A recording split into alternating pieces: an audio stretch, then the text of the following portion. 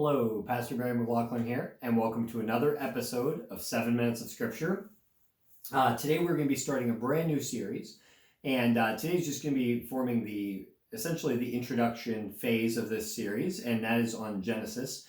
We're going to be kind of just mostly breaking down Genesis chapter 1, but we are going to be looking at some other aspects throughout Scripture dealing with the idea of apologetics. Whenever you hear the idea of apologetics, if you're just getting into the Scripture, the idea of apology, it's not making apologies for the Scriptures, but what it's saying is that we are defending the faith, and that's what that means in the Greek. And so we have to understand that Genesis, this is the foundation of all of Scripture. In fact, Genesis 1 through 11 contains the foundation for every single major doctrine within Scripture. You have the doctrine of gender, and then male and female. So there are two genders according to the Scriptures. You have the doctrine of marriage. You have the doctrine of creation. You have the dominion mandate. All of these different doctrines are found within Genesis 1 through chapter 11. We understand why the world looks the way it does today, with the continents, with the global flood, with the fossils. And so we also understand from a biblical perspective why the theory of evolution doesn't work and why the Big Bang model doesn't work. We understand that the Bible teaches that God got it right in the beginning. In fact, let's read Genesis 1:1. In the beginning, God created the heavens and the earth. And so we're actually going to spend a couple days breaking down Genesis 1:1, and we're going to be going on to some other verses here. But understand, with Genesis 1:1, I want to explain to you what this means. We are going to get into some of the science and things like that, some other reasons why we look at nature and we understand that science, true science, confirms what Scripture says, that in the beginning God created the heavens and the earth.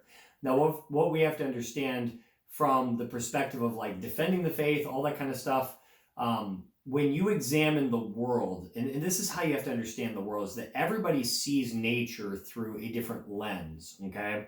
If you're an atheist, you're gonna look at the world through the lens of what's called naturalism, that everything came around by natural processes. And I believe naturalism is very easy to disprove why it doesn't work. But as a Christian, what we understand is when we look out into the universe, we are interpreting the universe. We're interpreting the science, nature, through a biblical standpoint. And so we have to understand that when the earth was created, when the universe was created, nobody was there. The only way to understand what really happened is to go by a historical book or to understand, if there were in theory a witness there. But, as I said, in theory, I'm just kind of being a little bit sarcastic because we understand that God was there. Jesus was there. And so God has left his witness behind in Scripture. And so we read Genesis 1:1, in the beginning God created the heavens and the earth. We understand by Christians that we believe this by faith, but there is also evidence that we can use behind our faith to understand it to a deeper level and to explain to skeptics why we believe what we believe. And so one thing I want you to understand here, as we're looking at the book of Genesis, it is the foundation. It's written by Moses. The method in which Moses wrote this was compilation.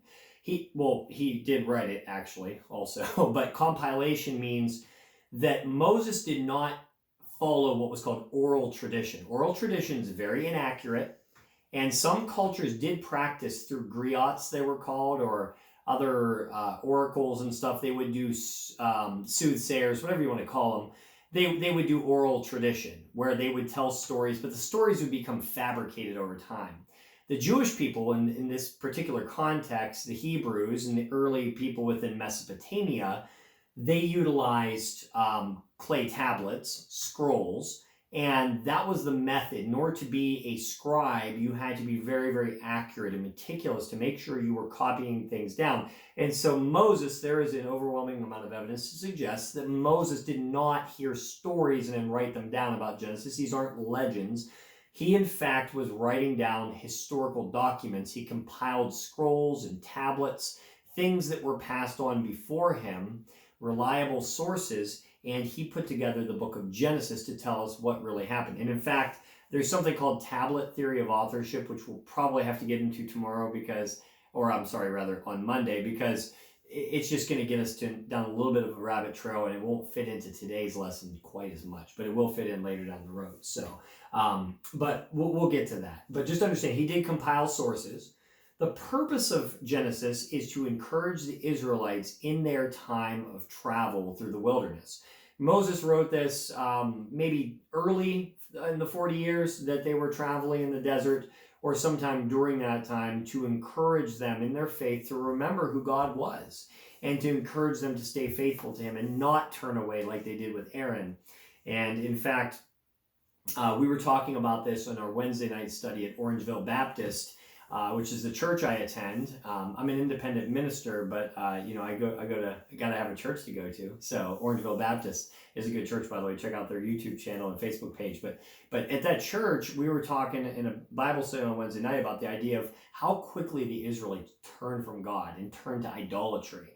And so when he says, in the beginning, God created the heavens and the earth, he is reminding them that you serve the God who created this universe. You serve the God who does not change, the God who is all powerful, the God who delivered you from Pharaoh. And so why would you turn away from him again? And so one thing about the word, beginning, we understand in the beginning, God created the heavens and the earth. The idea of created is the Hebrew word 1254 bara, which basically means out of nothing. And this is the miracle of creation, is that God created the universe that we see, the billions and trillions and trillions and trillions and trillions of stars, out of absolutely nothing. And we understand that God created time, that would be in the beginning, space, created the heavens, and he created matter and the earth. So time, space, and matter, a triunity, three things that comprise the universe, God created by speaking them literally out of nothing. And that is the miracle of creation. Hebrews 1 says that God created the world through Jesus Christ.